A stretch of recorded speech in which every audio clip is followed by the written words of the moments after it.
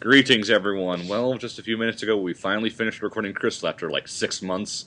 And That's mostly my fault. so ultimately, since we really have nothing else to do at the moment and we don't want to start a new game right now, we're doing another one of those retrospective thingy-mahoozits. I really did like how the Zelda retrospective turned out, so we need to start doing this for more video game franchises. Hence why we're doing one right now for Pokemon. God, Oh, Pokemon. So I think, honestly, this is going to start with... No. Honestly, this is probably going to start with me and Johnny, considering we're the older ones who remember when it first came out. Now, do we want to handle this? Do we want to handle this like we did Zelda? Just go from generation to generation, or yeah, I think we'll just do that. So my first experience with the series was not with any of the games, but with the preview VHS describing the series. You know the one I'm probably talking about, Johnny, with the really, shitty live action. Yeah, acting, explaining what the series was and that there was going to be a show and everything. So that was my first experience with it. But since it was a preview VHS and none of it was out, no one had any idea what to really make of it. It wasn't until I actually saw the show that I actually tried and get interested with it, which that came out like at the exact same time the games did, as far as I recall. I think that's what it was. I think the anime was a year later. I'm actually going to do some research in a second. Well, you can go on, Ted. Well, yeah, it's like, it might have been before, because if I remember, like, they had the, Pokemon Black and White anime up a few weeks before the games came out, so I'd expect they did the same thing the first time. Oh, yeah, that's the thing. That's why it took so long for Pokemon to get over here in the first place, is that the launch for Pokemon in Japan, while successful, was kind of botched as far as the anime goes. So they waited to make sure everything was ready to go for the American/Western launch. Yeah. My first real memory of Pokemon, it's the opening theme song for the TV show. Like, you see Mewtwo and you Mew, fly back. Yeah, the blue Mew. Yeah, and it's just like, oh... I don't really... wrong coloring or first appearance of a shiny Pokemon? You decide. Yeah, but it's just, I remember the theme song making an impression the first time I saw it, but other than that, I just remember... Remember what? Ted, your home internet sucks. Liking the show a whole lot. And then, so, yeah, and... yeah, it does. Can you hear me now? Yes. Okay, it's like, I remember liking the show a real lot, so I begged my parents to get me the games. So I got a Game Boy Color, and so I begged my parents to get me the games and a Game Boy Color, and that's what I got for Christmas that year, and, well, now I'm a gamer. It's Pokemon's fault. It really is, because, like, if it wasn't for Pokemon, I probably wouldn't be here right now. Well, I mean, I remember really liking the show, too, at least in the first season where it actually poked fun at the games. It's like Metapod Battle, Harden. 3 hours later, nothing's happened. Shouldn't we have gone to using Struggle by now? Pokemon, I didn't get into Pokemon from the anime. I was completely unfamiliar with the series for, like, the first year it was released. I remember first seeing the commercial where they were advertising the link cable. That's the one where Pikachu has the not voice. Yeah, that's when, like, the kids on one side of the one building and the other kids on the side of the other buildings, the Pikachu throws a link cable to attach to them. Yeah, I remember that one too. That's they they start climbing across the link cable. Yeah, that's the very first Pokemon commercial I ever seen. That's how I was curious about it. So, one night when I was spending the night over at my uncle's house, and I was probably, like 9, 10 years old at this point, we went to the Toys R Us. Now, at this point, Pokemon Yellow was just released. But I didn't know it was an expansion of Red and Blue. So I got Blue instead. And that was my first ever experience with the game. I ended up playing the shit out of it because, that was during my time where I was also getting into Final Fantasy a whole lot. So I was getting a lot of Final Fantasy vibes from it, and I ended up having a really fun time with Pokemon Blue. I got Red. I was a Red kid myself. Yeah. Red's better. Yeah. It has Charizard on the cover. So I played So I played the hell out of Pokemon Blue, and then the next year for my No. Actually, it wasn't. It was actually that very year though, because I remember I got Pokemon Blue in around January, and then for my birthday of that year, I got a Game Boy Color from my grandpa, and I got Pokemon Yellow with it. So I started playing the hell out of that. That is my earliest memory of Pokemon. Then after that, I saw. As far as game. Oh, sorry. Go on. No, I'm sorry. After that, it was the anime, and the rest is history. I mean, I can't remember whether I saw the anime first or got the game first. When I actually got the game the first time is kind of vague to me, because I was about 7 or 8 at the time whenever Pokemon first came out. I believe it was 98, so I was probably 8.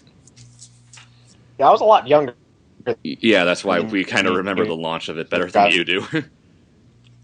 I mean, I remember getting Red because it was. I got Pokemon Red. Let me finish my story, Ted. He's on a delay. No, I'm sorry, I wasn't saying anything. That's a delay thing. I'm sorry. Yeah, I mean, I remember Pokemon being so big in school because I was in grade school at the time. You were probably entering middle school around that time, John. Indeed. So, I mean, I was in like 4th grade at the time, and Pokemon was so fucking big with all the kids. Everyone had the Game Boy. Actually, before we get into the series itself, let's talk about the card game.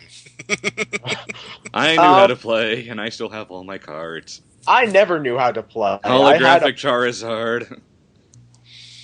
I have one. I had the cards, I liked collecting the cards, and I liked looking at the pictures, but I had no fucking idea how to play the actual game. Pokemon cards. Looked at the pictures. Pokemon cards in my middle school were the equivalent of crack cocaine. It was illegal, and we all tried to trade in secret. Yep, me too. I had the holographic Charizard. I had the Holy Grail of the whole thing. Yeah. I never actually brought my Pokemon cards to school. I had this phobia of taking them outside, because, you know what? They'll probably get dirty, or wet, or they'll break somehow. I don't know why. In my case, they'll get stolen. So, like, the one time I decided... Yeah. So, it's like the one time I decided to take them outside, I take them to my friend's house. I left them in her backyard, and then it rained that night. And then, thus, all my Pokemon cards died. I still have all of mine. I no longer have my collection. Well, after a while, my collection just started to dwindle because either I just lose them, or I just stopped caring after a while. Because again, it was the games that I stuck to. The trading cards was a nice side track. Yeah, it was a nice little fun thing for us to do because we weren't allowed to. Well, the cards were okay as long as we were. The rule in our school was it was okay as long as you're actually playing the game. Yeah. On like recess or something, but Game Boys were banned from the first place. Yeah. So even though we snuck our Game Boys in all the time, the only thing we could do out in the open was the card game. Yeah, because my middle school was a lot more strict with if you were just seen with Pokemon cards at all, that shit was taken from you immediately. Thankfully, my cousin was one of the guards there.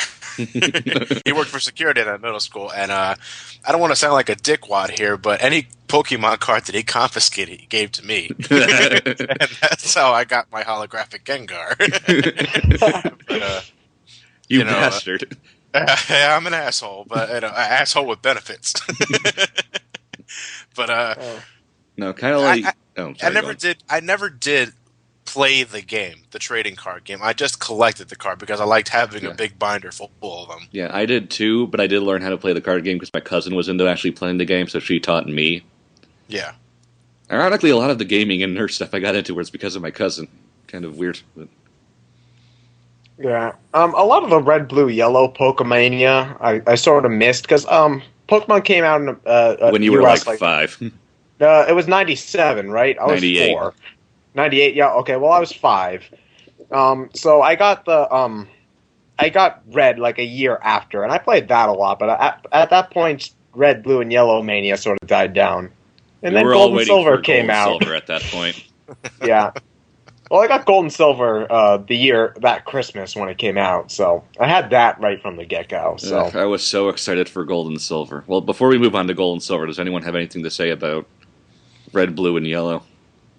In that whole generation. Well, in that point, we're talking about the trading card game at this point. So let's start with Generation 1.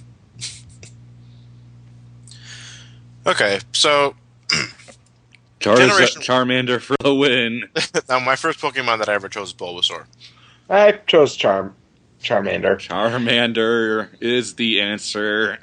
Charmander. So, of course, I'm a kid when I'm first playing the first generation. My own premise was you go with whatever looks cool.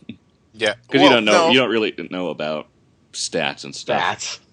Yeah, I was going to say, going into stats, I just leveled up Bulbasaur.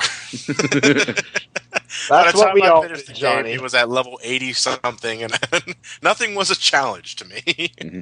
My Charmander was a Charmeleon before I fought Brock. I didn't know about that Mankey and the other route, so I had to be like level 16 to beat Brock.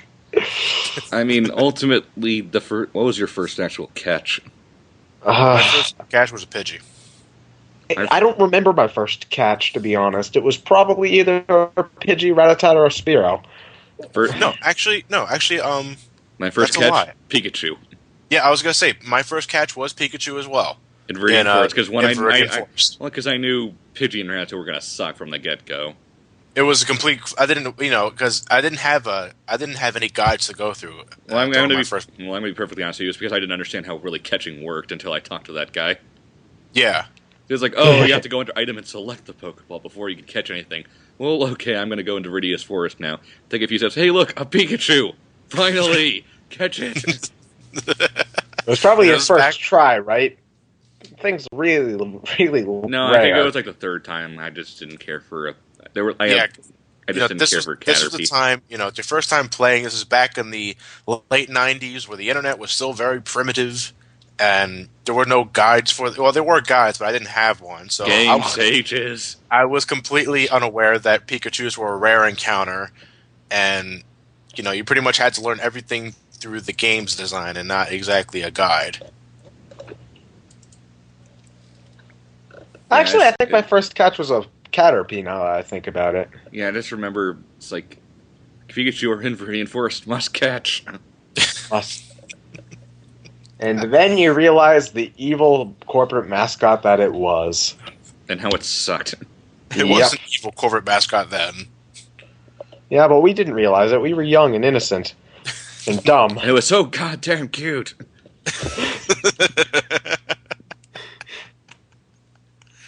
So yeah, ironically, my first team actually involved all the starters, because ultimately you could trade from the get-go. As long as you got Oak's parcel and stuff. So since my sisters wanted to get into it too, it was actually the reason they got Game Boys. I had one earlier because I wanted Mario and stuff.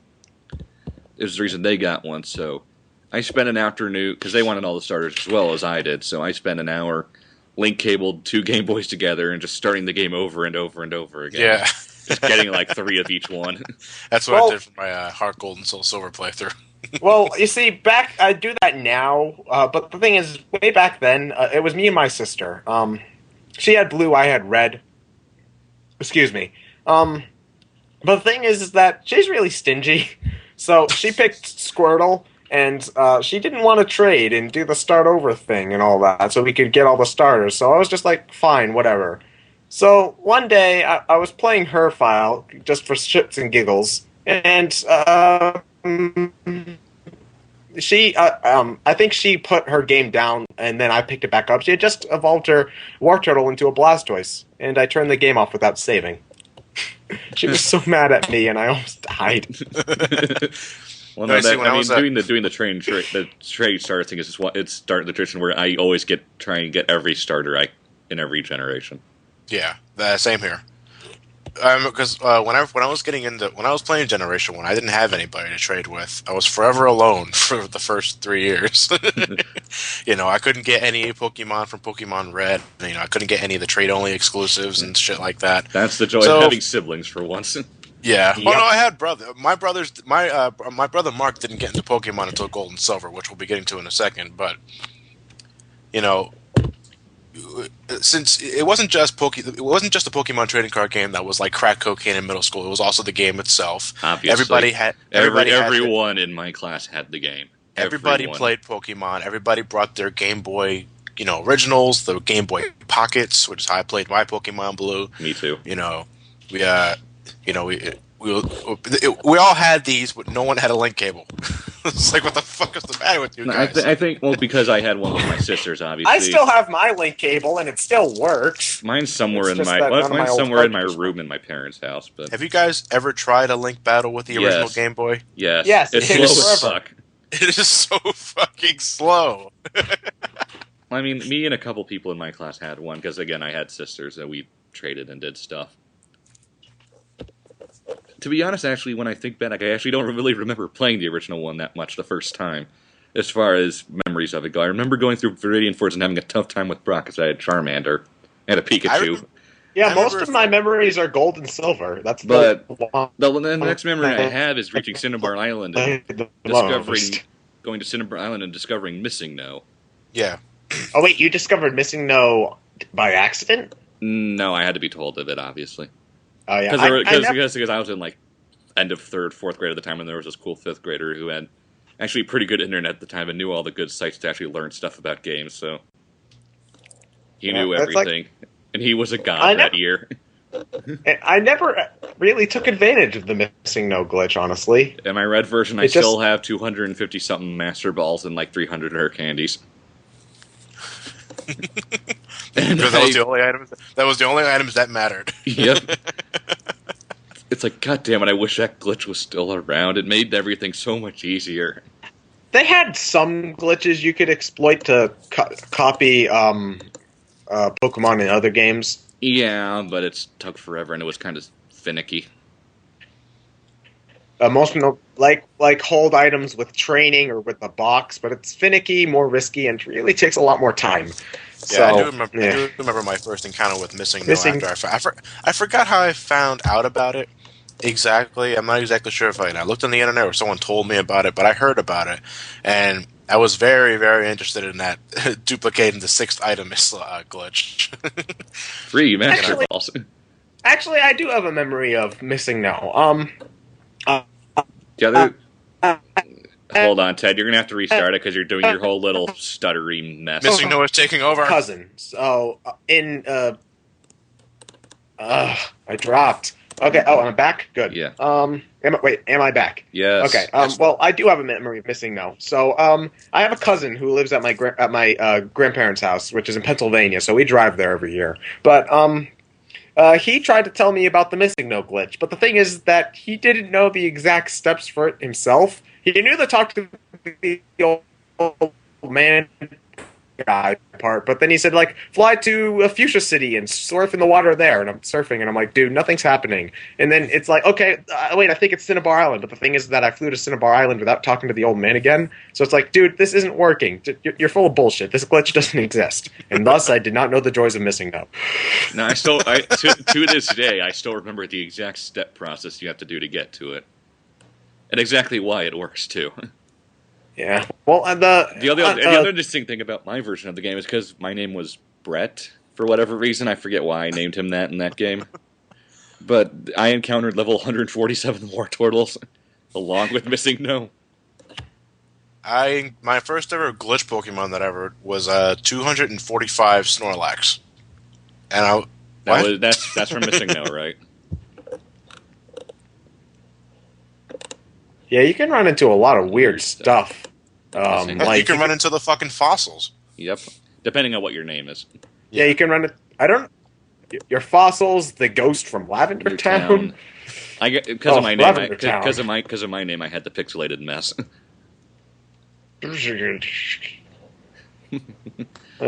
Missing No. That's got to be like the most famous video game glitch ever. Minus World.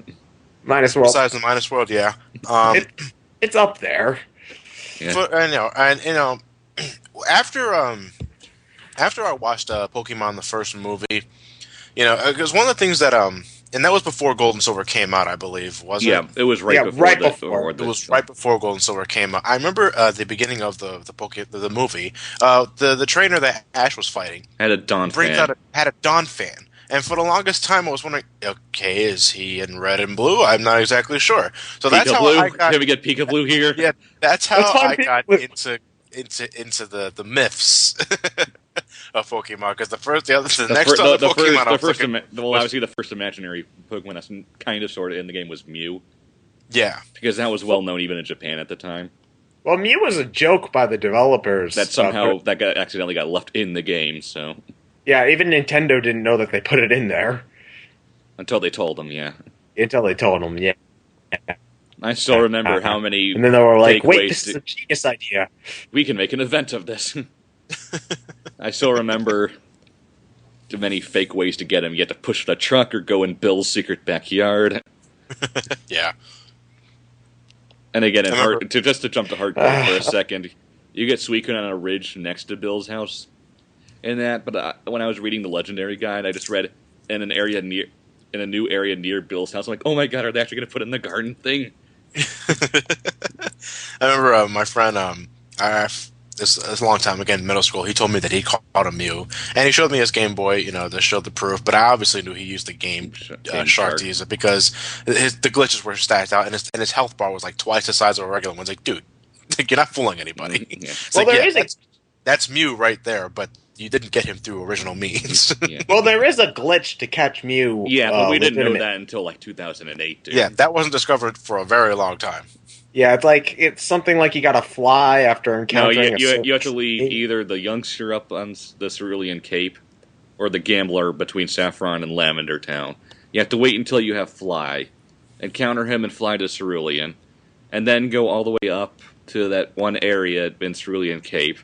And because of the special stat in one of those two Pokemon that you left there, you can encounter a Mew. Yeah. It's kind of odd, but it's still Which sounds just as bizarre and bullshit as the rest of the rumors, but hey, it worked. It was legitimate.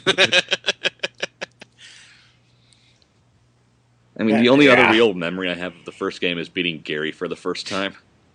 And like everyone at the time, we named him Gary. Because of the show. Because of the show. It's not until later when we started naming him Asshat or Bitch Face or Fuck Nuts or Jerk Off. Jerk Off, yes. What other dirty words you can fit into the 7-word character limit? Fuck ball, shit balls. My grandson's name is shit balls. What was my grandson's name again? All right, Asush. Thank you, random stranger. I love those oak memes. I love the oak memes, yeah, I do. Trying to use a bike indoors, I will know immediately. Is your mom still single? Here, go catch every Pokemon. Oh, man. Alright, now, the generation that we've all played the fuck out of the most. Well, let's talk about the build-up to that first. Okay, sure. Because obviously everyone... Japan, here, everywhere was playing Pokemon at the time. Yes. And we wanted new stuff between the Mew rumors and the Pika Blue, which turned out to be Meryl. Yes. And some other things. We wanted to see what was going to happen next. And part of the reason, besides Mewtwo being in the movie after all, everyone went to see the first movie was that 3 new Pokemon were shown. Meryl, Snubbull, and Donphan. Well, not even just the movie, in the show there was Togepi, which was a new Pokemon. But no one liked Togepi because it didn't fucking do anything. It didn't do anything, but it was cute. So it was like, we wanted to see the new Pokemon. And we saw Meryl, we wrote like, Pika Blue! It exists! And then it said its name Meryl, and I'm like, what the fuck is this shit? Yeah, I remember I went to go see Pokemon the first movie on its opening day. It took a week for me. I went with along with my brother Mark, and my mom took us, and of course she was confused outright what the fuck was going on. Yeah. And at first she thought like the Pikachu's Vacation short was the movie. And it ended like 20 minutes. Like, wow, that was fast. Like, no, it's not over. That was just a short. Like, now the movie. The cool thing about the movie was that they actually built it up in the show with Mewtwo. Yeah, like which they never did again. They have like a canonical order that the movie's supposed to be in. It's between like episode 68 or 69 or something like that, and all the episodes around there. It's like the 8th gym battle, so yeah. It makes sense in the context of the show. I think they kind of did that for Pokemon 2000, but not nearly as well. Pokemon 2000. Besides being a fan of the anime at that point, the only reason I wanted to go see it in the movie theater is because to get that exclusive Mewtwo promo card. Yeah. Ironically, the one thing I really remember about the movie more than anything is a stupid Minnesota Vikings joke. It's like, I didn't know Vikings still exist. They mostly live in Minnesota. That's the one joke that got my mom laughing. I was actually watching that movie I was actually watching the Pokemon, the first movie, the other day, and I sort of remembered it being worse than it was. It's an okay movie. I mean, it's not great, but it's an okay movie. I'll tell you, the only thing that immediately comes to mind when I think of Pokemon the first movie is Clone Pikachu bitch slapping the shit out of the original Pikachu. It's the only thing that comes immediately in mind. I love the animated. I love that repeating gif of that. Slap, slap, slap, slap. This never ends. The soundtrack, there's a lot of soundtrack dissonance during that scene. Yeah. I play this pop song during that, and I'm like, okay. For kids. Sure. For kids. It was for kids. Which was weird, because the anime series itself didn't get any new music for the dub. No. So why suddenly change that up with the movie? I think that's where 4Kids started to get dictatorial. Yeah. But I mean, the movie was... I mean, I know it's not a good movie, but I remember it being okay. I haven't watched it in years. It's not a good movie, but it's an enjoyable movie. If that makes sense. And Mewtwo's completely bullshit speech at the end before he flies off and stuff. Yeah. Like, thank you for the life lesson. Japanese cat demon with psychic powers.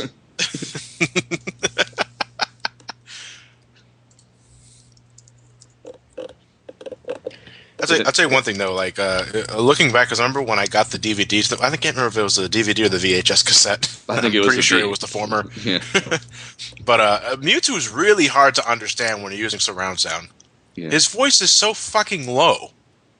Well, it worked for him, but I can't hear him. What? I think it's also the only time they actually made a Pokemon the villain in anything. Yeah. Mind you, it really only works with Mewtwo, but... Yeah, what, the talking Pokemon thing? No, not the talking Pokemon. They do that a lot, and it makes no fucking sense with any of the other ones. I'm talking about them being the villain. Oh, Mewtwo being the villain? Yeah, it makes sense. Also because, they sort of develop him as a character. What's this? Yeah, I just remember being so stoked for that movie. Yeah. With that though, yeah. And like I the very really brief. remember watching both of the Pokemon movies on VHS.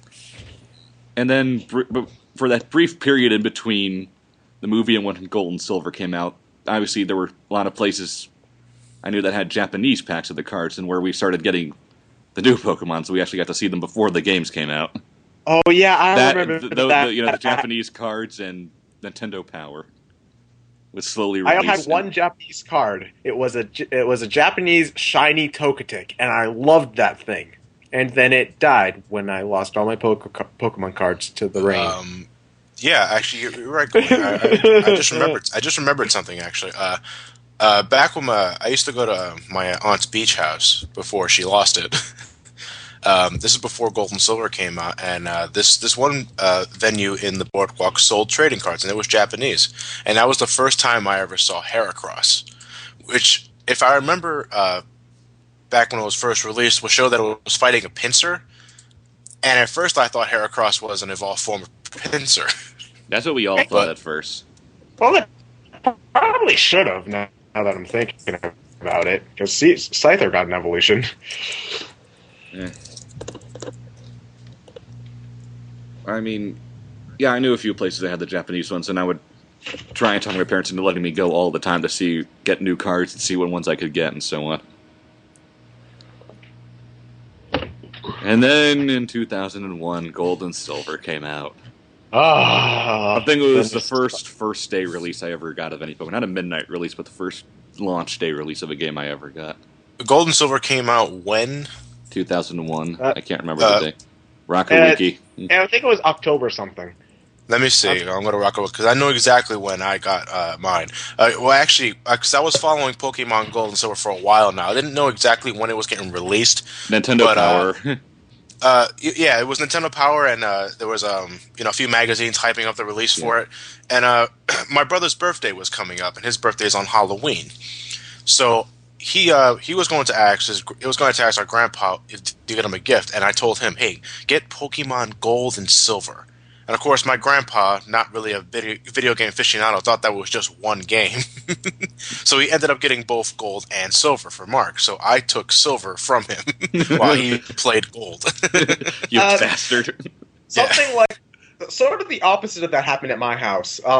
My sister was into Pokemon too, not as much as me, but enough. And that was pretty much just at the top of my Christmas list that year. It's like, I want Pokemon.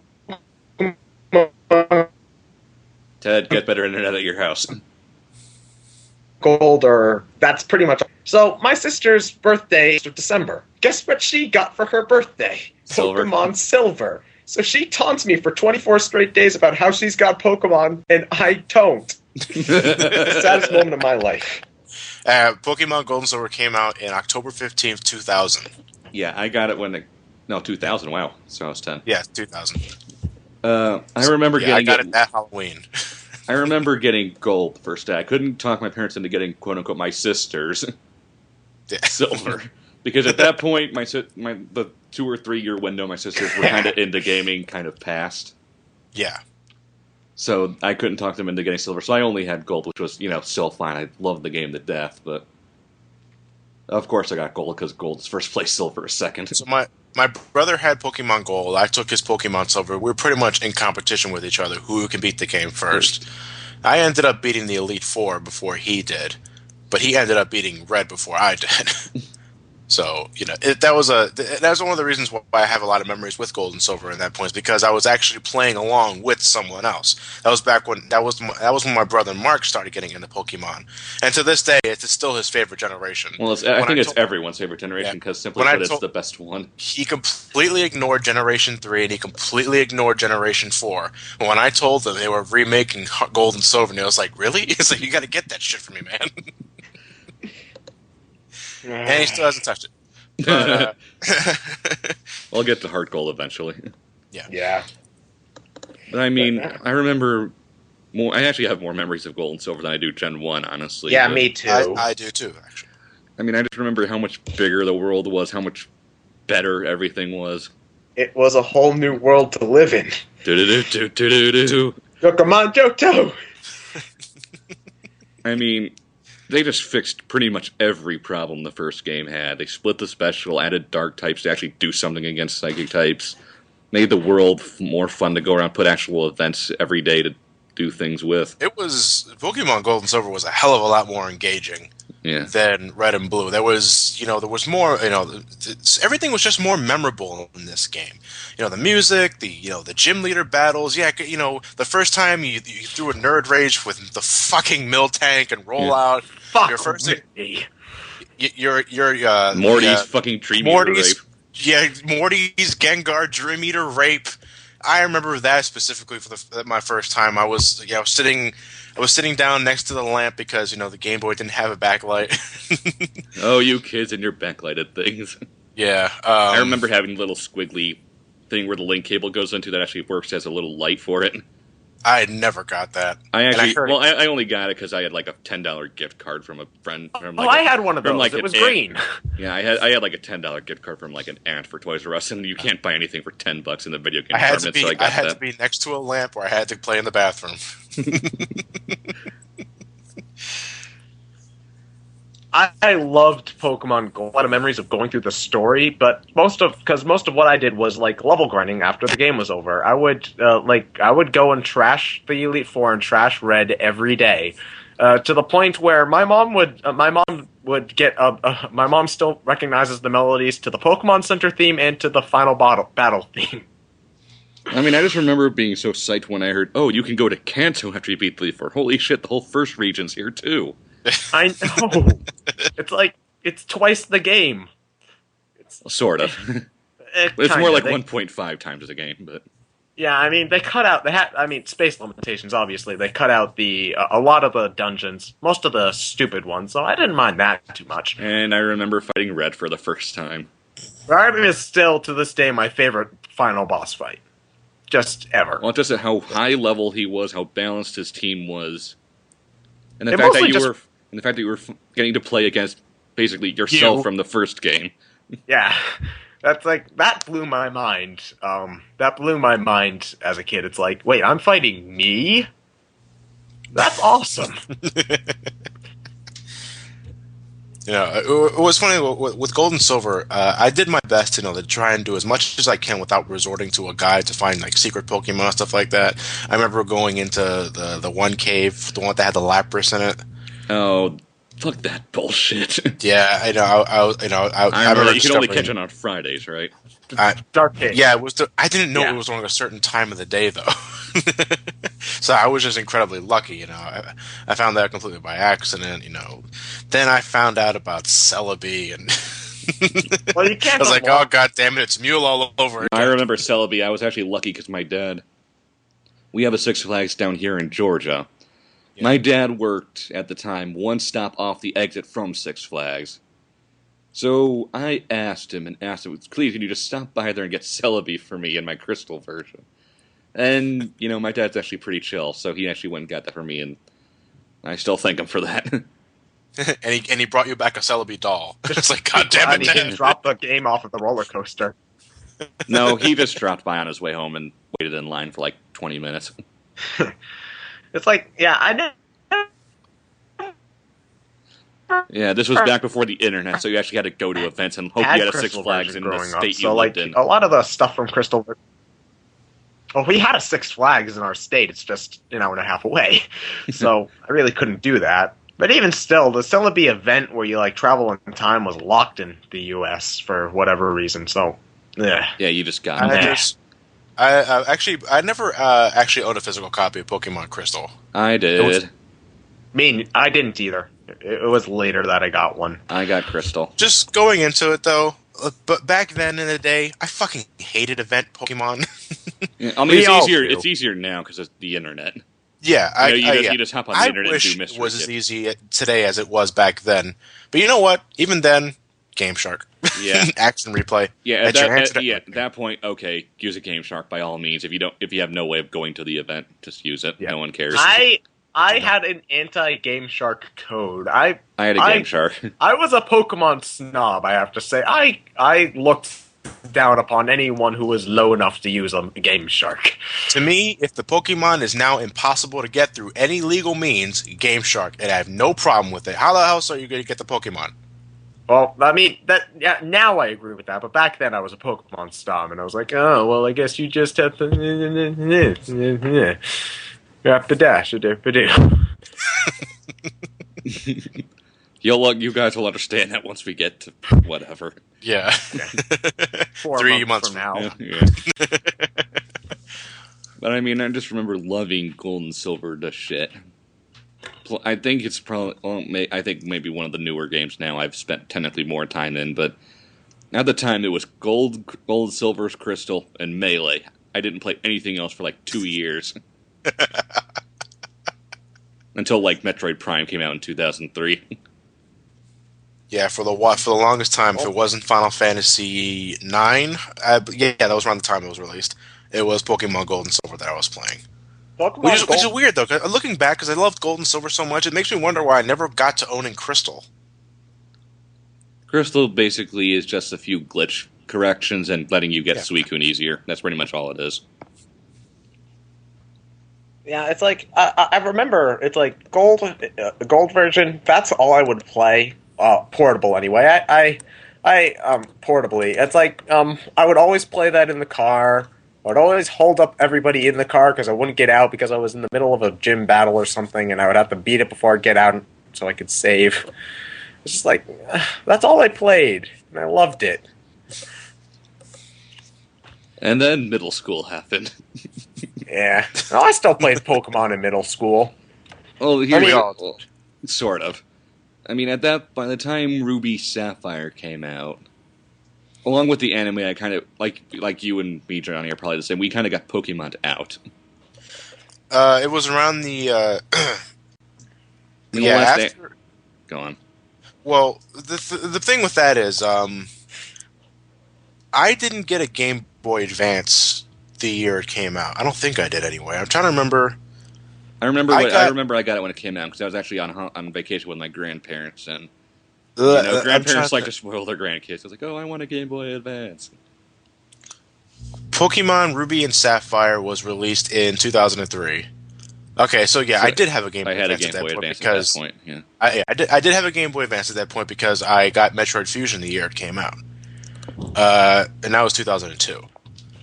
Mm-hmm. So I don't exactly know what compelled me to skip Ruby and Sapphire. I guess you're absolutely right. I played Gold and Silver so much, and then counting my previous adventures with Red, Blue, and Yellow, I think we were I think our generation was just kind of Pokemon out for a while.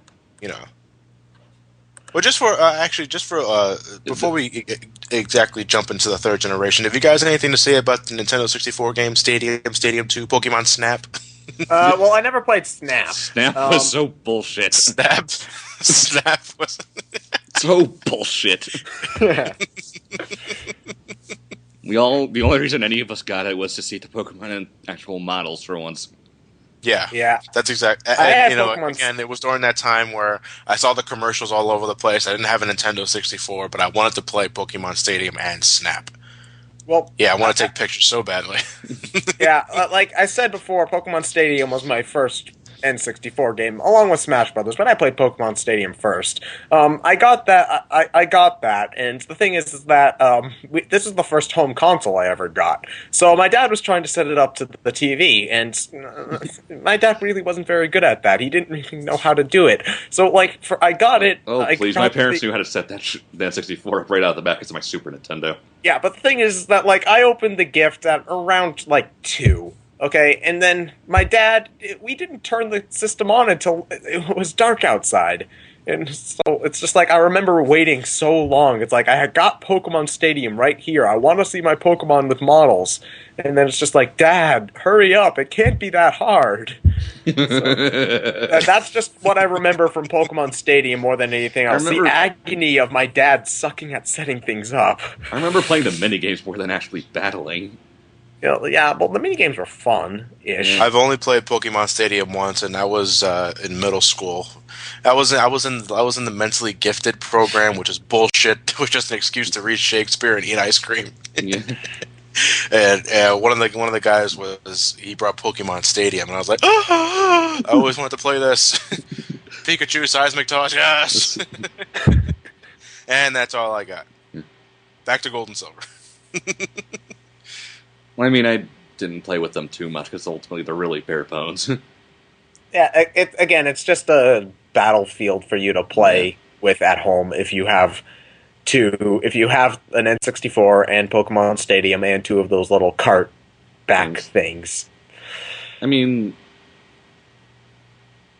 moving back to the subject of going from second to third gen, at the time Yu-Gi-Oh was kind of taking over as far as the nerd stuff thing. Japanese nerd thing at school. I wasn't really into Yu-Gi-Oh, but I was really Pokemon'd out. So I, for whatever reason, just felt compelled to skip third gen. I looked at all the new Pokemon. None of them seemed to interest me. I was just kind of tired of the games after spending how many hundreds of hours, dozens upon dozens of hours with the first 2 games.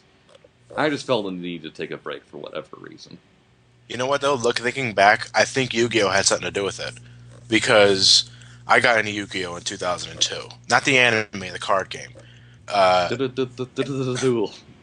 not to go too off on the Yu-Gi-Oh! Tangent, but, for the next 6 years, that's all I played with my high school buddies, and, one day when we ever get into a Yu-Gi-Oh! Retrospective, I'll go into how much I fucking love the card game. But yeah, I think now, looking back, I think Yu-Gi-Oh! Was the main reason why I completely skipped on the third generation.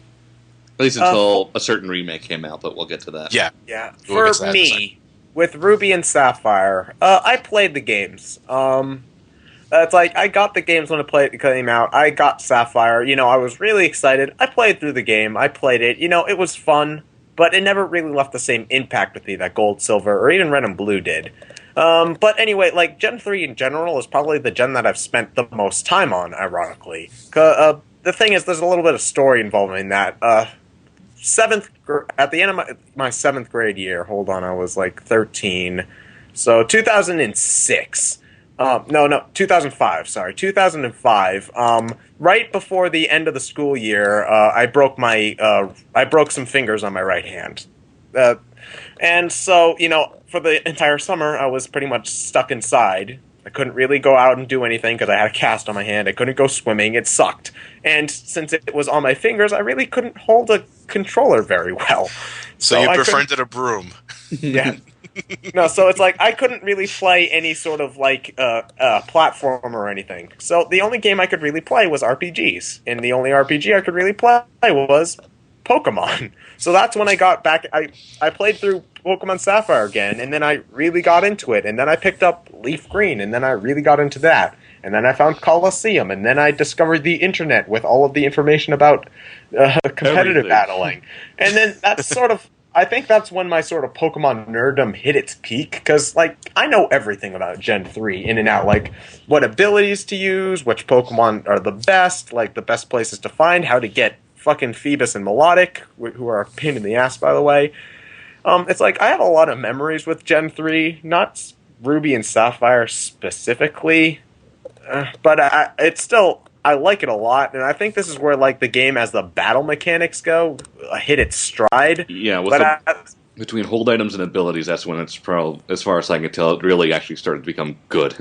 It's like, for when we get to Gen 4, I'll explain why that botched it, but it's like, when it comes to me being a Pokemon player, like playing the game for battling, I think that Gen 3 is the best. When it comes to Pokemon just being a game and an experience, not so much, but I still enjoy it. Yeah, so, and then they announced the remakes. Oh, yes, Fire Red and Leaf Green. I love that shit. Fire fucking Red. Yeah, Leaf fucking Green. When I heard they were remaking the first generation with Gen 3 graphics and battle system, that immediately snapped me out of my Yu-Gi-Oh craze for like a few months, because I immediately jumped on these remakes. And I was back in my Pokemon kid face again.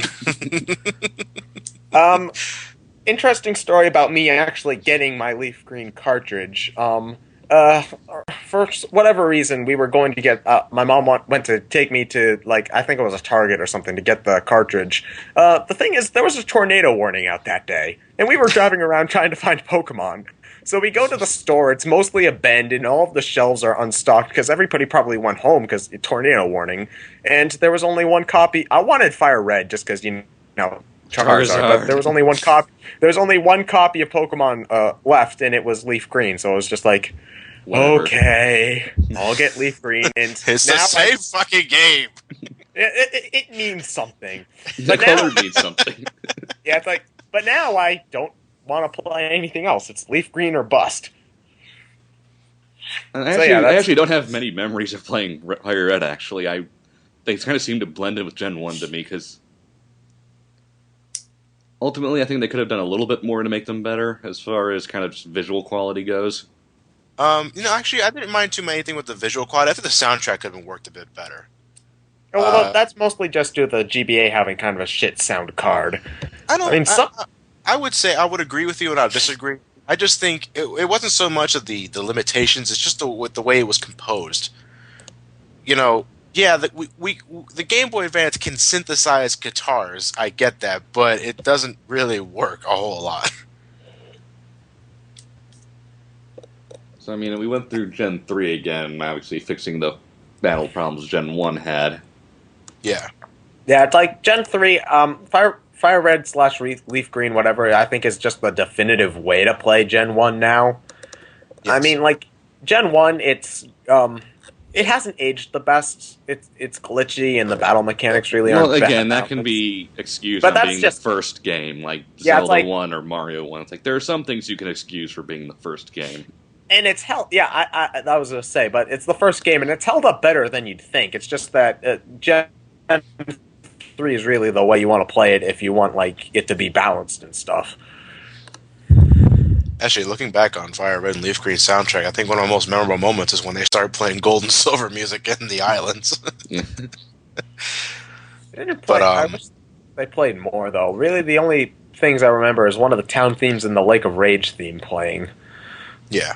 The music track I remember the most from Fire Red is Champion Battle. Oh, well, that's awesome. Yeah, it is an awesome remix. I love that remix to death. That is a great song. Oh yeah, but you're right. You're absolutely right, though, Ryan. Thinking about Fire Red and Leaf Green memories, they do kind of just blend in with Red and Blue because at that point I already played the hell out of Red and Blue. So it's the same thing. A few different things with the battle system, obviously, but as far as just step with what you're going to do is the exact same thing. So. It blends in together. Yeah, there's obviously more to do, but it still kind of blends in. Because, I mean, it was still very sprite-based. There wasn't any real change to the environments. They were just obviously colored and better looking, so... Yeah. Unlike the Gen 2 remix, which we'll get to. But... Now, with that said, have you guys ever played Coliseum or any of those GameCube games? I've played Coliseum. Go on with your unable to save story again. Yeah, okay. For the third time I've heard it. I've already told Ryan this story, but... Multiple times. Yeah, multiple times. Well, that's all this is the most defining memory I have of Coliseum. But it's basically Pokemon Stadium, but they tried to put a story into it, and they tried to make it dark and gritty. Guess how well that worked out. But pretty much... and the entire game is double battles, so it's just like, ugh. But anyway, I didn't particularly like the game, even back then. But that was the only way you could get some of the Gen 2 Pokemon, particularly Typhlosion, my favorite. And Umbreon and Espeon. Umbreon and Espeon. It's like, so I was determined to slug my way through this game, beat it, and get those Pokemon, because you have to beat the game to transfer Pokemon back. This is what me and a friend did for about a straight month. So anyway, we get to the end, we beat the final boss, end cutscene, yay, and then the credits start rolling. And then my disc would not read the credits. And since you had to watch the entire credits in order for the game to count as being beaten, I never got to transfer all those Pokemon back. So it was a wasted effort. Yeah, that's the end of the story. Yeah, I never played Coliseum or Coliseum XD. I had no interest. I'm still waiting for an actual console version of a real Pokemon game. Yeah, I completely agree. It's like, some people say it's more suited to a handheld. I get that. But I'd like them to try it once to see how it goes. Because you're never going to know unless you actually try something like that. Well, you know what? I was getting into, and I think Linkara brought this up in his Pokemon Electric Tail Pikachu review.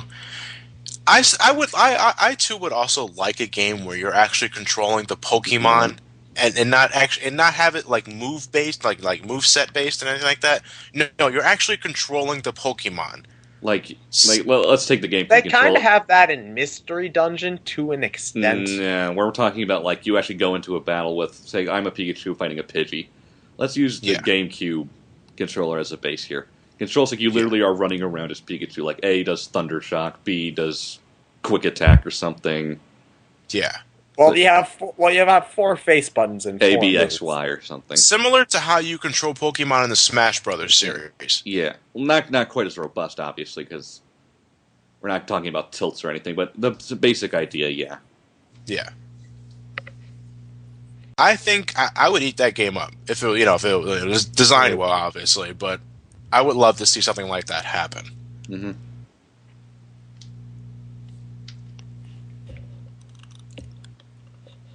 But no, I never really played Coliseum or anything like that. I played the first Coliseum. I didn't touch XD. XD just sort of looked dumb. And with my wonderful experience with the first game, I was obviously itching for more, right? No. So, yeah. But yeah, I do have a lot of memories with Gen 3. It's just, I like Gen 2 better. Well, I mean, with Fire Red, I kind of played it, beat it, and then I kind of put it down for whatever reason. I guess I kind of got it for a nostalgia rush more than anything. So I didn't really get back into the series until Gen 4. But we can start moving to that unless anyone has anything else to say about Gen 3. Well, I guess you guys really don't have a lot to say about Gen 3, so... Obviously. Obviously not, because to this day, I still haven't played Gen 3. Only except Fire Red and Leaf Green. Yeah, at this point, I'm just going to wait for the inevitable remakes. I mean, they're decent games. Don't get me wrong. It's just they're not as memorable. Well, for collector's sake, I'm definitely going to get them. I just still haven't played them at this point. Again, at this point, I'm just waiting for the inevitable remakes, which will be out in a year or two. So moving on to Gen 4 is when I started getting back into it. Yeah, and it's funny because I get into the generation everybody hates. Yeah. And I can see why. Yeah, I actually didn't have a problem with it at first because I was like, yay, Pokemon, I'm playing it again. Because again, I kind of rushed through 3 just for nostalgia injection and then kind of put it down. I played I got Pokemon. I got Diamond. I got Diamond. Because Diamond sounds slightly more manly than Pearl. Yeah. Not that much, but enough. Yeah, not that much, but enough. I bought Pokemon Diamond. I played and beaten it, like I did with every other Pokemon game at that point. But I just did not feel compelled to replay it at all. Bidoof. It was just... Nothing grabbed me in Diamond. It's just... The team was pathetic. The new Pokemon were just bland. The soundtrack, I think, is... There's a couple good themes I like, but only like 2 or 3. It's like Team Galactic is okay. I can honestly say that I like Dialga Palkia's theme, but it's like... Route 218.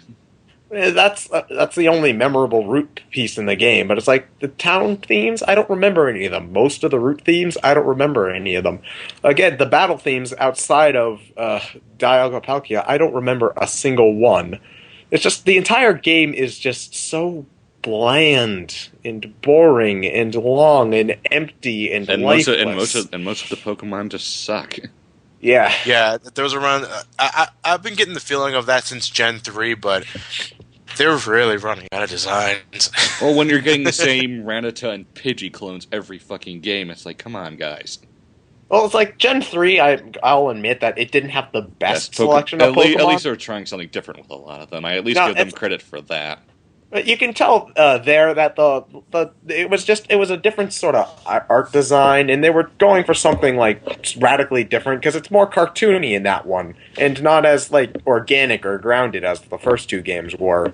And then in Gen 4, they went and made it even more cartoony, and everything looked like a blob, and there was no defined shape. It was all just random masses of I don't know what, and it sucks. Yeah, I think the only Pokemon that isn't a starter or legendary from Gen 4 is the Shinx line. It's like the only Pokemon that I can remember really liking are some of the evolved forms, and only some of them. Like Magmortar and Gallade are the only 2 that really come to mind. Rhyperior, Rockwrecker, bitch. Rhyperior is the only thing I remember from Gen 4.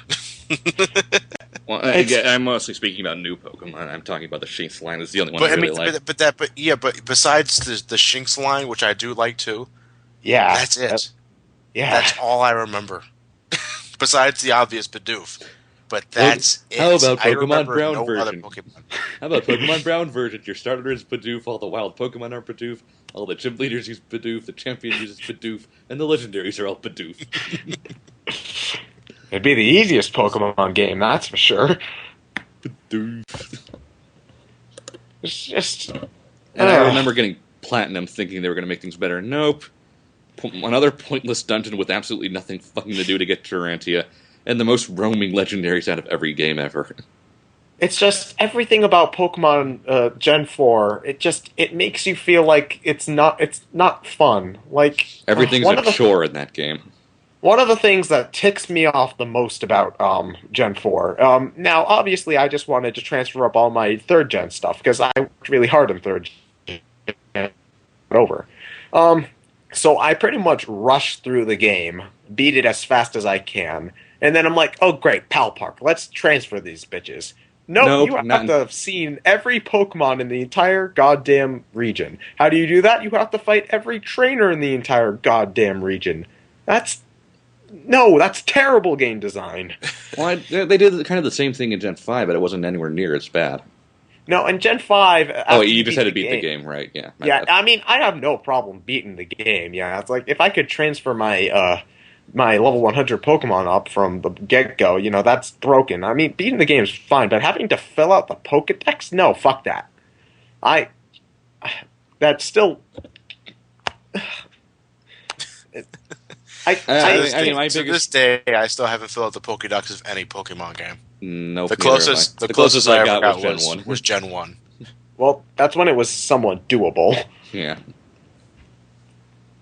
I mean, as far as Gen 4 goes, I just found the game so bland and basically a chore. The world was boring, the music was boring, none of the characters were interesting.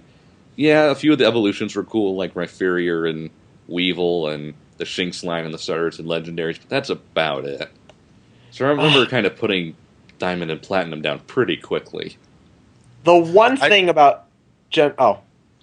No, go ahead. I'm going to go on a rant, so you should probably go first. Okay, well, all right, I was good. I did reinvest in Gen 4 with Platinum. I didn't want to get Platinum because by that time I was in the Art Institute. And my friend Kyle was into Pokemon as well, and he got. There's another reason why I did also get into 4th Gen was because he was playing 4th Gen. He had the DS. I was like, okay, so I want to get back into Pokemon again. I'll get Diamond and I'll get Platinum just so I can have someone to battle with. And as soon as he graduated, I dropped Gen 4. It's just. Lastly, it's just one thing about Gen 4 that everybody seems to love, but I despise: the battle system.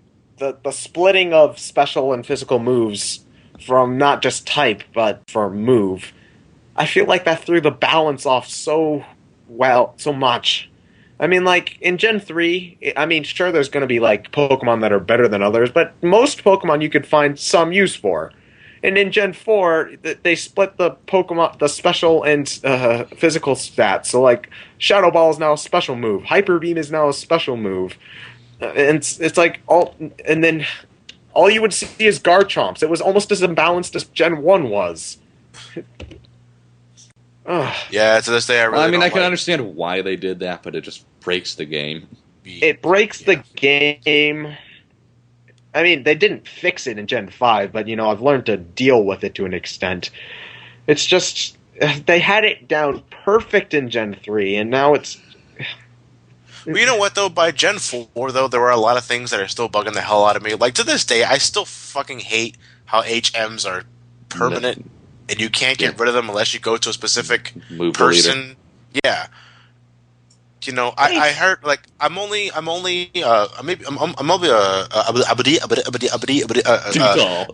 tall. But I've only played Pokemon White. That's the one I own. And I heard that TMs are now permanent. TM machines you can keep and use as many times as you want. Finally. It only took them 5 gens to do that. HMs you don't ever really need to use in Gen 5. You never at any point need to use HMs to beat the game.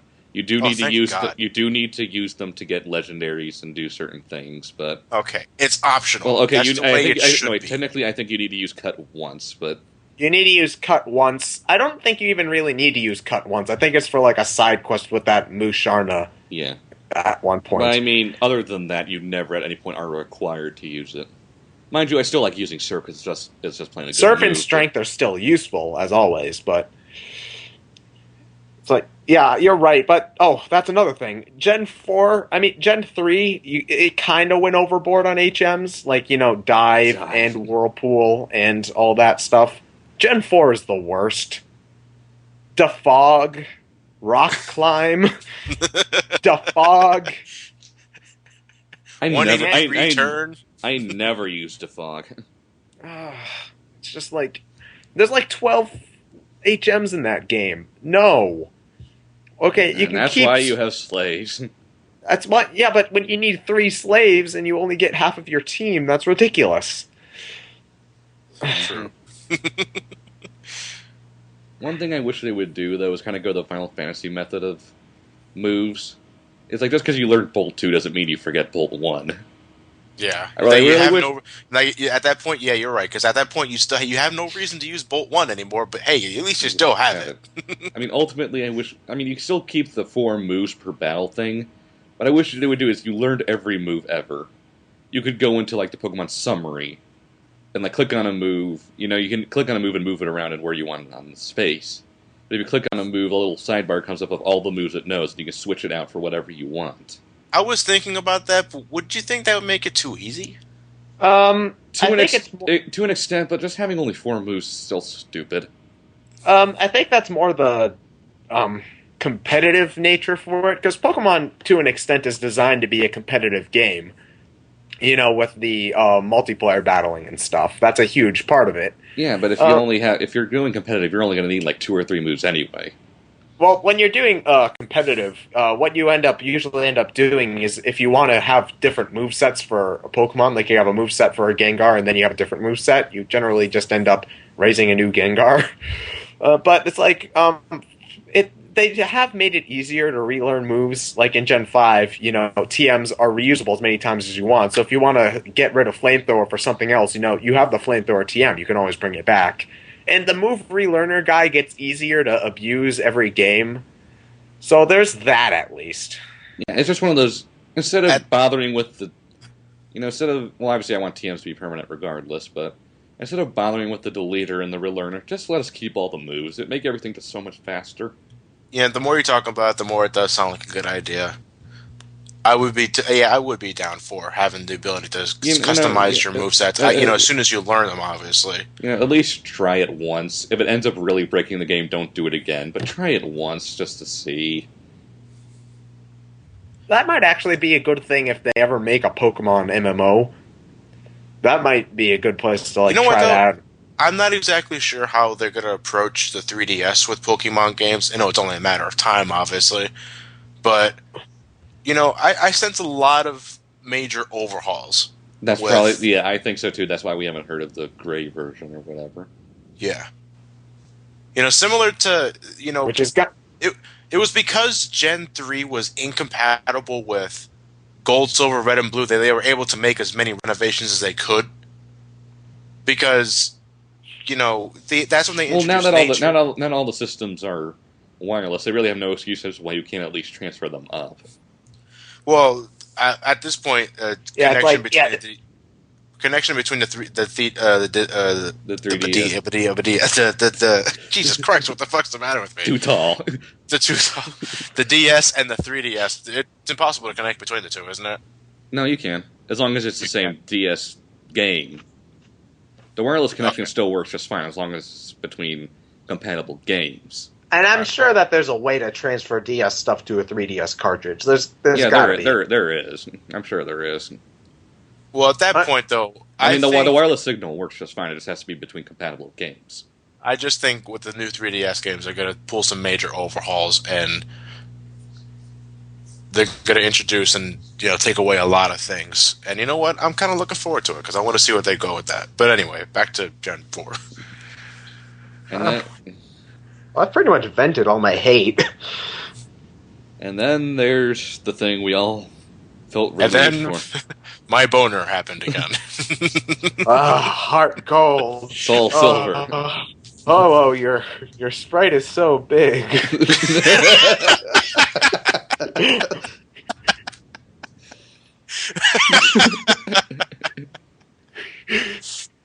Shit. Yeah, I heard they were remaking Heart Gold, Gold and Silver into Heart Gold and Soul Silver, which I still don't exactly get, but... I flipped my shit when I heard about that. It was like, what? Remakes? Now? I need this. I need this.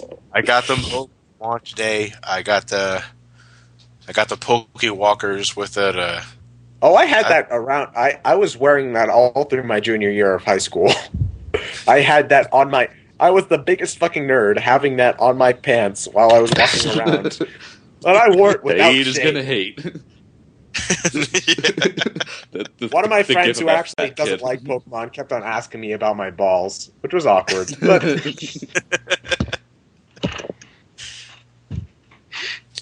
yeah, I got them launch day. I sat home, started getting huge nostalgia rushes with my days back in Gold and Silver. But it was better than my nostalgia rush I had with Fire Red and Leaf Green because I had the most just so much better. I had memories of Gold and Silver more than I did Red and Blue. So, I played the hell out of it. I was happy to see that things were, improved in every way. Set pieces were there. I still had my frustrations with Miltank and Morty. And Morty. They expanded on things like giving the Kimono Sisters an actual plot point. They just made everything. I think in general, Heart Gold is just a better remake than Fire Red. Because I mean, like Fire Red updated everything, but Heart Gold went and tried to fix things, which I really appreciate. I mean, I only just got Heart Gold because I remember being excited for the games, but for whatever reason, when they came out, I think I was just really busy with college stuff at the time. Yeah, that's how it is. So I ended up having to skip it for whatever reason.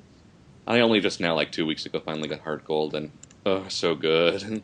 It is so good. I spent I got the game in like April. I played it all the way straight through to December. That was all I did. I actually remember getting to Violet City and hearing that town music theme. Was like I just put the game down and just went on the internet for a while and just listened to it on loop for a while. Come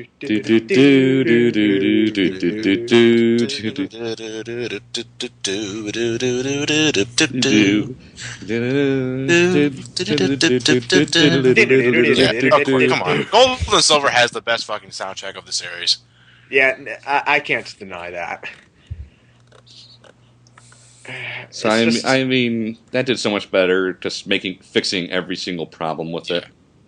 Pokemon Heart Gold and Soul Silver reinvigorated my interest in Pokemon once again, better than Diamond and Pearl did. That's a given at that point. Yeah.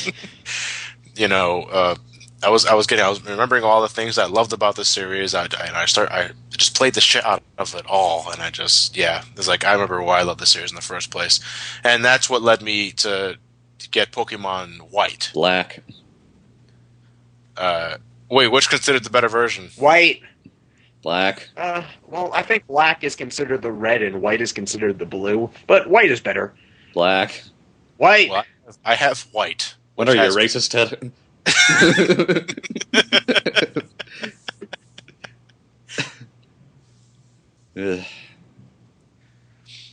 Now, it doesn't matter if you're black or white. I love that picture of Reshiram and Zekrom doing the crash grab with Michael Jackson dancing in front. And of course, the starter jokes before it even came out. Yeah. Revolver Ocelot. And of course, Smugleaf. Smugleaf and Tipig Boss. Smugleaf. His legend begins in the 5th generation. Now, I got Pokemon White not on its launch day. I got it like a day after. I got it like the week I after. got it launch day. There was a line in that GameStop. It was me, my brothers, and my dad who we dragged. And I remember that launch day was also the last day for the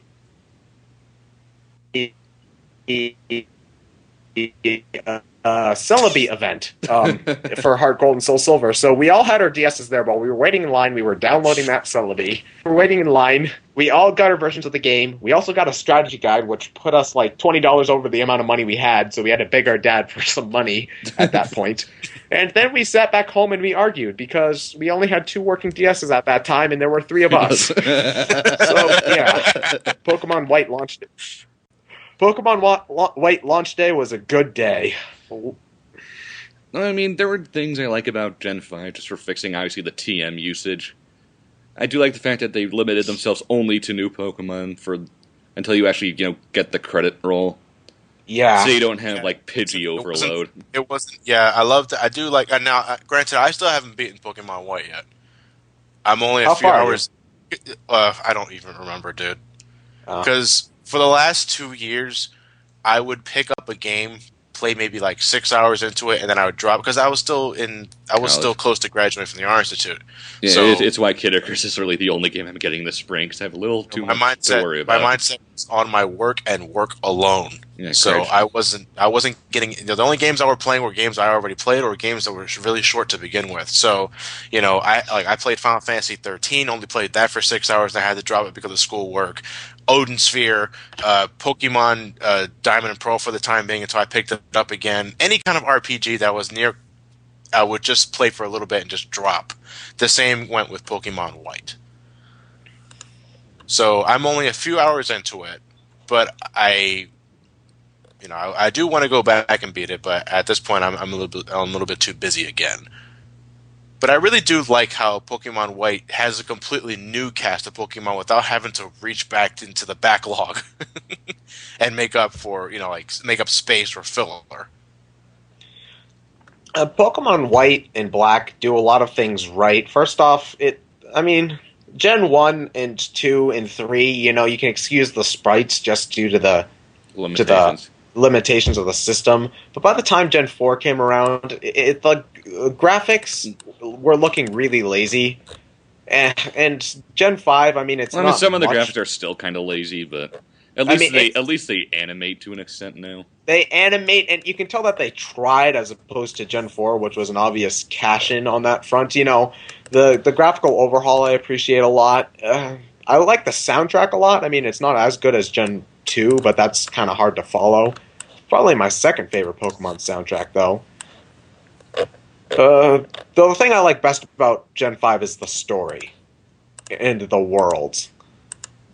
That, more than anything else, is why I love that game so much. Yeah, the gym leaders actually do something. The gym leaders do something. The team, has some nuance to it. N is a great villain, rival character thing. I like Alder. I like... Jets, it's really one note, but... He's sort of supposed to be. Yeah. But I kind of like the rivals a little bit. Well, they're better than Barry anyway. Everything's better than Barry. So, yeah, it's just like everything about that game as like a story. It's like the first time Pokemon's really had a good story since, Gen 2. Ironically, Gen 2. So, that's why I appreciate Gen 5 a lot. Now, have there been plans of Pokemon Gray?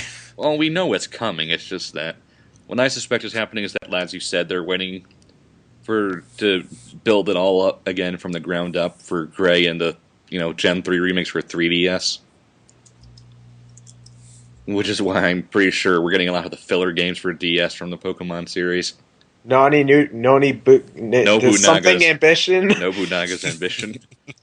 What's that? My Pokemon are battling with famous Japanese historical figures in the Sengoku period. What? Those historical figures are fighting with a Zekrom, a Mewtwo, a Groudon, and Jigglypuff. Eevee! Well, that's what you use, and I can understand that, but one of them cute!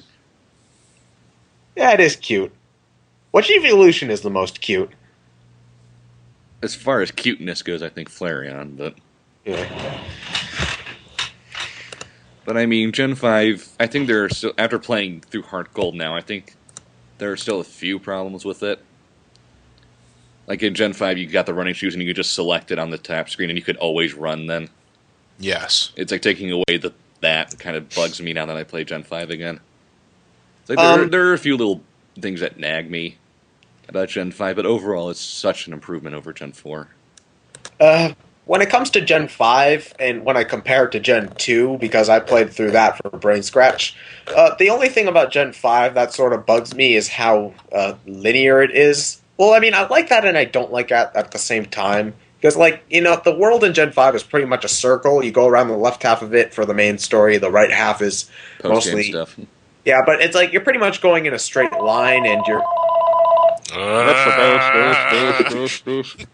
Come on, T-Rex, you want to hear about the And people listening to this now will not understand what the fuck we're talking about. Oh, thank God, my dad picked it up. It's like, okay... back on topic, it's like I like how it's a straightforward path. You're not doing the pointless wandering that you did in Gen 4. But then again, I also liked the sort of sandboxy element of Gen 2 and Gen 1, where it felt more like a world. So that's really the only big issue I have with Gen 5. Well, but it's I like it to an extent. My only real problem with the game in and of itself is that in every dungeon, there's like a dude halfway there who will heal your Pokemon for nothing. That's more of a convenience than anything. It's a convenience, sure, but at the same time, it makes dungeons really unthreatening. Yeah. So, it's a little too easy, but overall, it's still a great game, and I love it. Yeah. I just looked up an article. Pokemon Gray, a website domain has been registered. That's the only news we have for it. It has been registered. Registered by Melbourne IT Digital Brand Services, which is who set up the Pokemon White website. So yeah, it's only a matter of time. Or they just want to get it so that they don't have to just in case. But yeah, it's just like it's gonna happen. We know it's gonna happen. But do you think it'll be DS or 3DS? No, I'm almost 100% positive it's going to be 3DS because if it's taking this long to be announced, even normally they announce it a little less than a year after the first games come out. So you think we'll see something this E3 maybe? Probably. Thing is, Pokemon never really gets announced at E3. It's mostly other stuff. They're usually a Comic-Con. They've announced stuff at around the E3 time in Japan. Yeah, the E3 time. So it's like the week of E3, they'll usually announce something Pokemon related. Yeah, so I expect like something this year-ish. Yeah. If not a release, at least an announcement. Yeah, well, I wouldn't expect a release, but I definitely expect an announcement by the end of the year. I mean, obviously the Gen 3 remakes are probably going to come with that. With that or directly after that. Gen 4, I doubt we're going to see any remakes for Gen 4 until at least we hit like Gen 7. I doubt. Well, no, because at that point, I think they're going to stop with the whole remaking of thing. I think this is where a console Pokemon game needs to come into fruition and just have all the Pokemon in it and visit all the regions or something. Yeah, that's it's like because I mean, space limitations is a non-issue at this point. It's like one of the best things about Gen 2 was being able to go back to Kanto, and then it was sort of a disappointment not being able to do that in Ruby Sapphire. It was a disappointment, but whatever, you know? It's like by the time Gen 4 rolls around, you expect the world to be bigger and not as segregated. I mean, Gen 5 is its own region too, but they do a better job at integrating elements from the other region back in. So I just want the world to seem bigger again. And that's where a console Pokemon game is to play. Yeah. Well, granted, the 3DS technically has more memory than the Wii. Yeah, so they can do it with the 3DS game if they, put the effort into it. And, cartridge space in today's world is much bigger than it ever has been, considering the quality of the games we've gotten so far. So yeah, I mean it's definitely possible because you can only remake the previous generations for so long.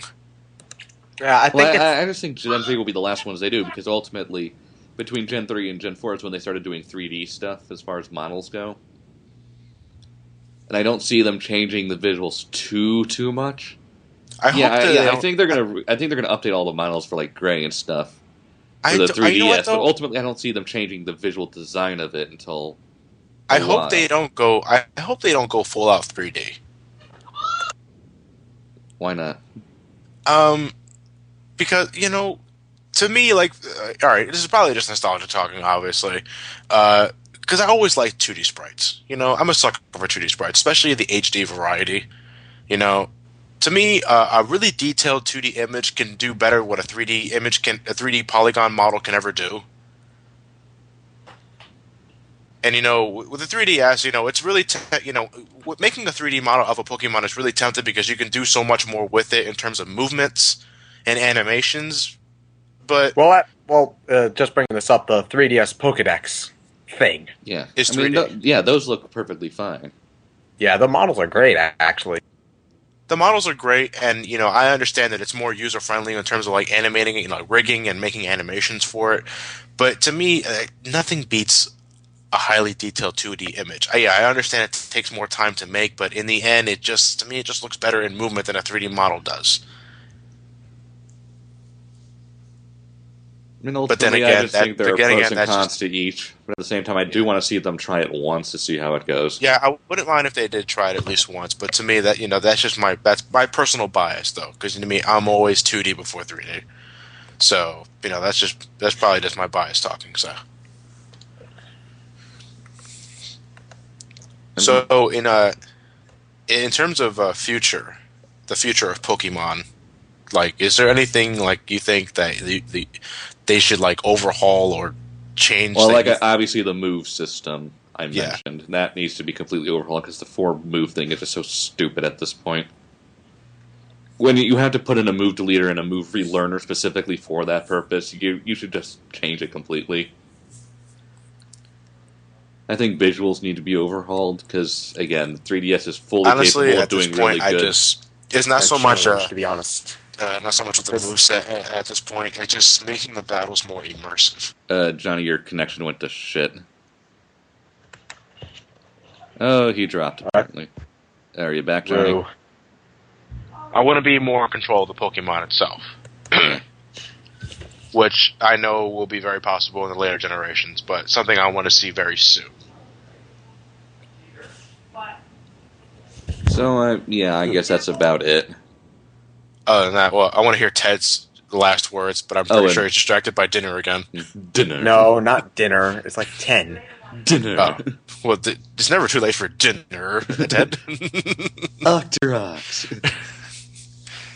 I'm not sure what they would change, to be honest. Is there anything you want to see change before, for the future of Pokemon? One thing you like to see implemented, one thing that you wanted to see implemented for a long time, but just haven't seen it yet? I just want the world to feel bigger, and I'm not sure if that means like adding more regions or just making the world seem bigger, because it's like the regions in Pokemon are supposed to be the size of a country, and they end up seeming like the size of like a county. So I want the world to seem bigger in a way, if that makes sense. You want more to do. Bigger, but not dull. More to do, I guess, would be like. I mean, Pokemon's already one of the things I think that's where an MMO might come in handy. I mean, like if Pokemon, Nintendo ever actually does an online thing. I mean, there's lots to do in Pokemon, but in the end, a lot of it's just find this legendary, go into this extra dungeon where there's other Pokemon, complete the Pokedex. There's stuff to do, but it's all very similar. I think more in the way of like side quests and story stuff and making the world seem bigger and more immersive is the direction that they need to go. Because, I mean, I don't see them changing the core battle mechanics anytime soon, for better or for worse, so I think just making the game's play experience around that being more immersive is the direction they should head in. Oh, and one more thing. More evolutions. Oh, do we have enough of those? Make all the evolutions. Game Freak, just bite the bullet and make it so that we can just get them use all. The Leaf Stone on Leafeon. For Leafeon. It's only a matter of time. Make all the evolutions. Dragon, ghost, flying, ground, rock, steel. Fighting, steel. Yeah, that's it. Oh, maybe add a new Pokemon type, just for some flavor. What would that be, though? How about that? Light? No, that's pretty much... Light is pretty much psychic. They could think of something. I mean, like, I was sort of expecting them to add a new type in Gen 3, and they didn't. So, maybe. I mean, you don't have to, but it would be nice for some variety, at least. Maybe. Okay, so... Favorite Pokemon song? Well, obviously I have the biggest nostalgia boner for the first one. Wait, you mean anime song or game song? Why not both? As far as anime song, it's obviously the first one. I mean, yeah, I love the second one, Pokemon Master and the first Johto theme. Songs I just kind of like more. But the first one I just had the biggest nostalgia boner for. Yeah, I like Johto Journeys and the, I want to be the very best are my two favorite anime songs. If we're not counting Lugia's song, which is... Boosh, mind blown, awesome. It's the one Pokemon in the entire franchise that actually has a more memorable theme from the show than the game. Yeah, Heart Gold and Soul Silver's Lugia's theme is kind of lackluster. My favorite soundtrack, obviously, is Gold and Silver. We've already established that. Yeah, your favorite but to this song day, from like, the anime. if there's one soundtrack that I could really point people in the direction, it's the original Pokemon anime's soundtrack, the orchestral stuff. That shit is amazing. You got a victory badge. Yeah. That soundtrack is amazing. I'm sorry, like the show had some really fucking good music when it was on the air at first, and it just worked so well. It's awesome. And with that said, though, there's one theme I want to see return. I want to see the Yeah, I want to see the theme return when you're catching a Pokemon from first gen. Do do do No. do do do do do do. No, that's the second second gen. Oh right, my bad. The one I'm talking about is like. I like that theme. I have no idea why they only brought it in Gen 1 and in the remake. As far as game music, my two favorites are Champion Battle from Fire Red Leaf Green, and obviously from Gen 2, but also remade in Heart Gold is a primary town theme, obviously in Violet City and a few others. Yeah. It's hard for me to pick favorite game songs. I mean, my favorite overall soundtrack is probably Heart Gold and Soul Silver, because I love lots of themes in that game, like all of the battle themes: Rival, Championship, Gym Leader, Trainer, Wild, Pokemon, Suicune. I love all the battle themes, I love all the town themes.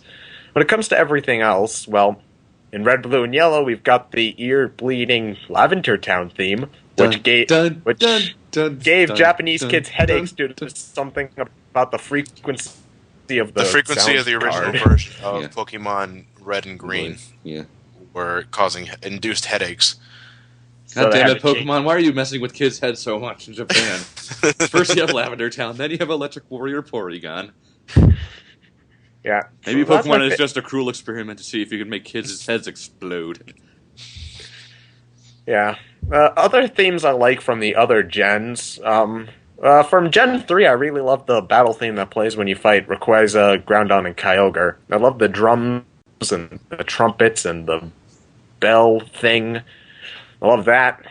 And I love most of Black and White soundtrack. That's really good, too. So, yeah. All their theme is pretty good in that. Yeah, all the music's great in that. Gen 4, not so much. Other than that, though, like, Pokemon is something, like Final Fantasy, is something I'll follow to the end of time. Assuming the games keep a consistently good quality. And it's one thing I'm really glad I was introduced to when I was a kid. So, yeah, it's a legacy series for me. One that I'll always follow. Yeah, again, if it weren't for Pokemon, I probably wouldn't be here. So it's like, it's very special for me. Well, considering how excited you got when Paranoia Sonic had you in the new image. Yeah. You immediately used that as your profile picture. Yeah. And my offer's still on the table, Ted. Cyndaquil. My offer's still on the table, Ted. Beat the first Legend of Zelda, and I will my way through that. I will plow my way through that horrible, horrible game if it means a month of Pokemon. But here's the thing. Here's the thing. We've agreed that you'll use that playthrough for Brain Scratch, but I need more than that. As soon as you finish Zelda, I need you to record your TV of that ending screen. That is the proof I need. Take like a picture of your phone or something. No, video. Video. I want to hear the ending theme along with that ending screen. Got it. Challenge. Do that, and I will do a month of Pokemon. Challenge accepted. Fuck yeah.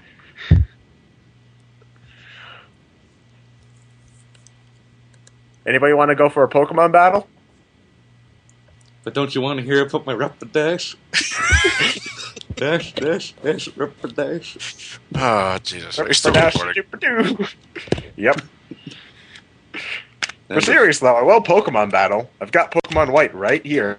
My Pokemon are nowhere near the level they need to be in Pokemon. I will pass. Yeah, no. You know much more about competitive battling than I do. Later down No one will play with me. Forever alone.